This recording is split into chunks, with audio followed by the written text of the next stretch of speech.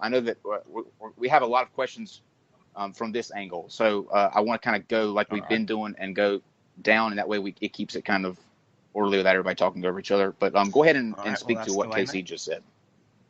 So that the media talks. Yeah, the media talks about it sometimes, and definitely not to the extent of what it actually is, because of what women have to deal with from these people. I mean, incels on the internet are terrible to women. And so, I mean, that's why people talk about it. I don't think that it's necessarily blown up. I don't think people know enough about this community. Well, I mean, the real solution to that is then just to turn off your phone or shitpost back at them. I mean, yeah. No, I have to turn off my phone because some asshole on the internet is being a dick. All right. Then mute them. Simple. I mean, there are arseholes everywhere, you know. There'll be arseholes in real life. I'm sorry, but, like, it's not just a thing that is exclusive to women, you know. Okay, Shannon, take a deep breath. We're gonna take a deep breath, Shannon. We're gonna switch to Logic real quick, and then we'll come down the line. Oh, I think Logic. You guys should go first. Okay, Shannon. Okay, I took deep breaths. Sorry for the no. Sorry for the out loud no. I apologize for that. I shouldn't have interrupted you. That was a visceral reaction. Don't worry about it, mate. It's okay. So it was a visceral reaction. So when you say the solution to that is mute your phone, I have a couple things to say. One, that's not a solution, because the people that are behaving in that fashion are behaving in that fashion for a reason, and that reason's not a healthy one. Muting my phone doesn't contribute. No. Sorry, please, give me one moment, and I'll finish my sentence. Let's not talk over each other, guys, because the people out there in the audience can't understand when it's all jumbled together. So, Sal, let her get her thought out, and I'll give you all the time that you need to answer her back. Okay? All right, Shannon. Absolutely, and I'll definitely give you the same respect, and I won't interrupt you. And I apologize for the no. So, muting my phone doesn't contribute to helping people understand that those types of reactions aren't okay. Now, just to give you a little bit of background on me, I've had an inundation of those. And instead of reacting with disrespect, I've done what I can to react, try to react with respect and understanding, and try to get to know, in certain cases, some of the people who have out of nowhere come at me with just really repulsive commentary for almost no reason. Now, saying just mute your phone, what does that contribute to? What that allows those people to continue to behave in a manner that is repugnant? And it's almost a tacit endorsement. It's almost a tacit endorsement. So what you're suggesting is, if I'm understanding, is that responding in any way at all, even in a positive attempt at understanding, is giving them attention. So, well, I mean, you're just saying it's hopeless, way, that yes, they're just going to react this way forever? Like you're giving up on them? Well, this is okay behavior, and nobody should address it? Okay, I'm sorry, I did interrupt you. Please go ahead. Don't worry about it. But I think, look, the solution to this at the fundamental core is to help create men's spaces and, for lack of a better term, male-only groups where, men can be men. I mean, in our current society, it's quite feminized, if we're going to be honest, and that has led to the issue of the incel, if we're going to be honest.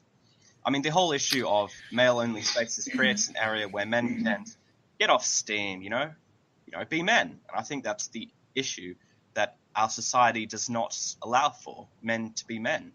That's the fundamental issue that I see as this. What does that mean? Men allow men to be men. Our society is feminized. No, I heard that, but what does that mean, men to be men? What do men need to do in spaces by themselves? Well, you're not clearly a man, so, and I'm just saying that, no, I'm not a man. That's why I'm asking you. Shit talk with each other, chat shit, talk shit, that kind of thing of talking shit about one another is really kind of an attitude that really helps men not become incels. We've got like mates you can rely on. You know, a man's your mate, and you've got mates you can rely on who can say, oh, well, you know, you may not be the most alpha man here, but, you know, let's give you a hand in trying to, like, help improve yourself. And that kind of attitude is certainly lacking in our society, I suppose. So and how does that help you get fucked? Pardon? How does that help you get fucked? Like you say, it will help people not be incels. How does that help you get laid? Well, if you're around other men, it's a breeding chamber of self-improvement in a way. If you're around other men, it's all, you know, you learn from each other, you pick up each other's traits, whether they be good, and that'll help you, you know, not be so kind of shy and reserved about it. I can tell you for a fact, I was pretty kind of beating myself well, I'm still fairly beaten, but I'm certainly improving, that's for sure. And I can tell you for a fact, that's because I've got new mates who've helped me improve myself. But that means that would indicate that you found a space. So when you say there should be men's spaces where these things can take place, where people can find sort of, you know, solidarity amongst their counterparts, I don't have an issue with that. I think people should find solidarity among their counterparts. Are you suggesting that they did exist, but now they don't? Because this is a relatively new sort of uprising. So to say that they should have them, were they taken away? Is that the suggestion, that they existed and they've been taken away and they need to be reinstated? And that would solve this problem? When we have things like quotas in the workforce, whether they be in upper ranks or in, for example, a workforce isn't a place for people to rise up. It's a place to work. Yeah, but I mean, if you don't see that there isn't a social kind of, I mean, if you look at something I've got a few mates who work in the garbage industry, and you know they would all kind of chat shit with each other, and they'd be good mates, and that kind of would be a good kind of mental outlet for men. But I mean, I've also got other mates who work in fields in some of the white collar areas where they say that it's all kind of so self-censored with women around, because if you say something that's slightly controversial, you can get immediately kind of slapped on the wrist for it. So because women entered workspaces, now men can't talk. Well, it's not just in workspaces. An uncensored it's not fashion. Just workspaces, though. Okay, well, I'm speaking towards that because that's the example that you brought forth. So in this particular example, because it's the one that you put on the table here that we're discussing, because men can't talk in an uncensored fashion in the workspace because a woman may be offended, that is creating an environment in which men feel as though they're oppressed because now women are allowed to work alongside them. It's creating, because a woman might be offended. It's creating an environment which means that men aren't really able to chat shit, which is, I mean, and really kind of talk the shit, I suppose. And that kind of issue has led to men becoming self-censored and not being able to really express their male kind of outlets and male emotions to other men. You don't feel as though perhaps women have that same sort of that's imposed on women as well. So do you feel as though women are able? Is there the same imposition on women? Do you feel as though a woman in a workspace with another woman, if there's a man around, isn't able to talk in an uncensored fashion to another woman that they may be commiserating with because a man is present? I mean, maybe there be do we one have or the two same cases imposition on us? I mean, there may be one or two cases where you get someone very good. It's not quite the exact same thing. That's the thing. It is the exact same thing. Literally the exact same thing.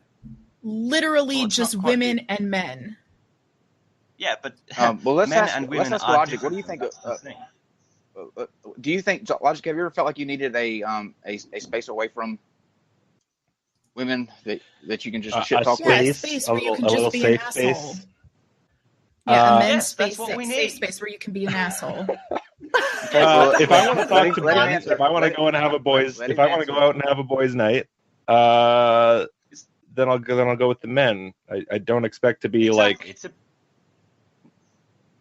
I don't really understand the problem, to be honest with you. Nobody's stopping men from doing that. Yeah, Well, exactly. they are. I completely agree that like it's kind of good for guys to be able to like talk to other guys and sort of develop themselves alongside each other as like bros, but I don't see how like a mixed workspace is preventing that. Like I don't really get it. Well, I mean, in Australia, we have in Australia, we generally have two kind of classes of people, you know. You've got the urbanites who work in the city centres, and then you've got the fluoro-collar class, you know, people who work out and punch smoko and punch tinnies during lunchtime. But there's a distinct kind of class divide. And I think that there is definitely an aspect that it's a lot more manly in the kind of blue-collar, fluoro-collar class worker, where, you know, there's not as many women around, you know, you can chat shit, you know, that kind of thing. Where I do agree that a white-collar job is very stuffy. I've worked both. Compared to the blue-collar job, the white-collar job is an awful lot more, like, formal and sort of... You never have really, like... You don't have, like, opening up and just kind of letting it all hang out type of stuff really at work in the office. But... there are guys working there. If you want to be friends with another guy, you just go like, "Hey man, let's go out and get a drink after work or something." Like, right. I know, but I'm simply saying that there's definitely an aspect that is hindered by, you know, going to HR in 5 seconds if you're offended, I suppose. Okay, so like you're presuming. Fuck. I know we're all jumping over each other. We're all jumping over each other. But let me see if I can't dive in a little bit deeper here in what you personally believe, because obviously I went through your timeline and read some of your tweets, and there is one tweet that really I think is just, I don't know why you would tweet this, and I want to ask you about this. And you said, yeah, the boys club in the sewage industry is horrible.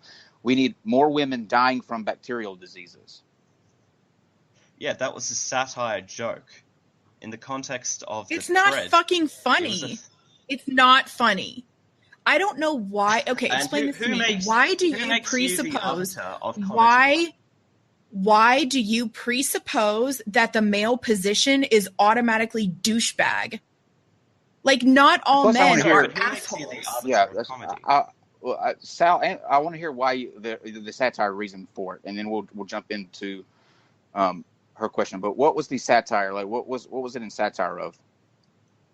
Well, I mean, I think they were talking about, I think it was a new regulation that's been passed in Australia to get 50-50 in the parliament, and I was simply saying that, you know, there's definitely this like, whole idea of the glass ceiling, but, you know, there's no such thing as the glass coffin as well, which kind of, like, how many like women are kind of vying to get into the sewage industry or the trash industry, for example. These kind of industries are almost exclusively with men because they're not exactly the most kind of, I guess, women kind of appropriate industries, you know? And that's funny that I don't see women kind of clamoring to get into these industries when they're definitely clamoring to get into the management industries, that's for sure.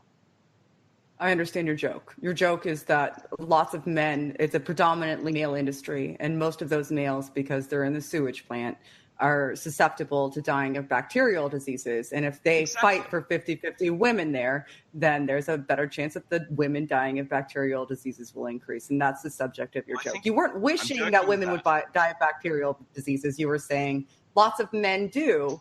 And if they want the same equality across the board, that would include sewage plants, which would make them susceptible. So I get your joke. I get it. I understand your joke. I get it. Thank you. I get it. So, and to be fair, if I want to have this conversation with you, I have to give those concessions. I have to say, you know what? I get that point. I get that there are men that are doing jobs that are, you know, dirtier and harder and more dangerous that maybe we're not all fighting for. You know, maybe there are differences between the two of us.